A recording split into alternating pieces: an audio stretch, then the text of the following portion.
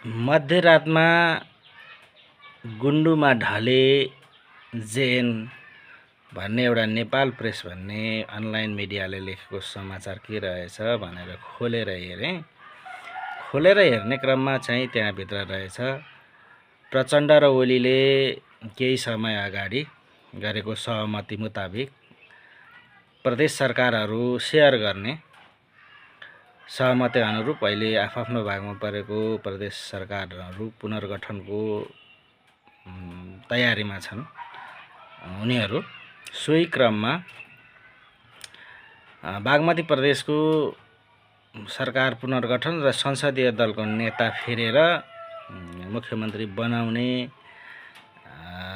बनाउने भन्ने हेतुका साथ ओलीले अहिले भइरहेका संसदीय दलका नेता जगन्नाथ थपलिया अर्थात् जेएन कमरेडलाई र केही सांसदहरूलाई बागमती प्रदेशमा एमालेको तर्फबाट रहेका 25 सांसदमध्ये 17 सांसद सहित जगन्नाथ थपलियालाई गुन्डुमा रात्रि भोजको लागि बोलाइएको रहेछ।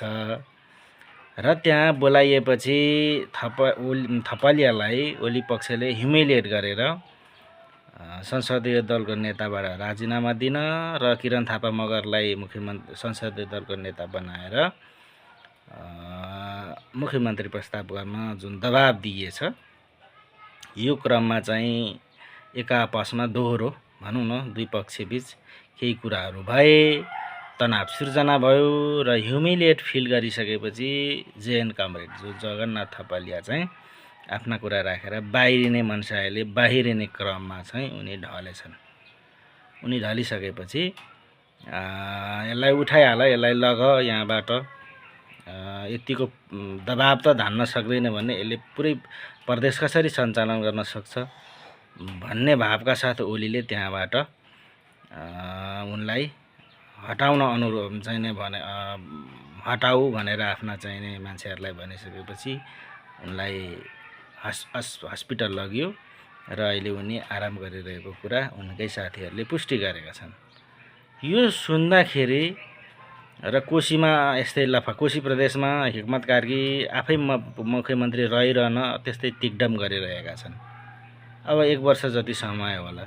यो सम्पूर्ण यो चाहिँ नै सुन्दाखेरि के देख्नु परेको यो चाहिँ धन्न रहेछन्। यत्रो भइसक्दाखेरि पनि अझै चेत घैँटोमा घाम नलाग्ने, चेत नखुल्ने धन्न रहेछन् यी चाहिँ नै। यिनलाई धन्न, यिनलाई आत्मा